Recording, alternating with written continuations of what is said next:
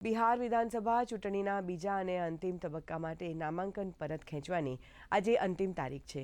બીજા તબક્કામાં 20 જિલ્લાના 112 મત વિસ્તારોમાં 11 નવેમ્બરે મતદાન થશે. તો નામાંકન પત્રોની તપાસ દરમિયાન તૈમૂર જિલ્લાના મોહનિયા મત વિસ્તારમાં રાષ્ટ્રીય જનતા દળની ઉમેદવાર શ્વેતા સુમનનું નામાંકન પત્ર રદ કરવામાં આવ્યું છે. આ કાર્યવાહી તેઓનું અનુસૂચિત જાતિ પ્રમાણપત્ર ગેરકાયદેસર હોવાનું જાણવા મળતા કરાઈ હતી. બીજા તબક્કામાં સીતામણી, શિવહર, મધુબની, પૂર્વી ચંપારણ અને પશ્ચિમી ચંપારણ જિલ્લામાં મતદાન થશે.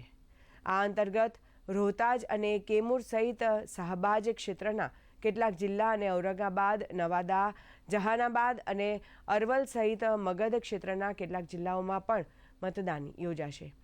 ત્યારે બિહાર ચૂંટણી અંતર્ગત રાજનૈતિક દળોએ પૂરી તાકાત લગાવી છે. બીજેપીના રાષ્ટ્રીય અધ્યક્ષ જેપી નડ્ડા પર બિહારમાં ચૂંટણીમાં એનડીએ પ્રત્યાશીઓ જનસભાને સંબોધિત કરશે.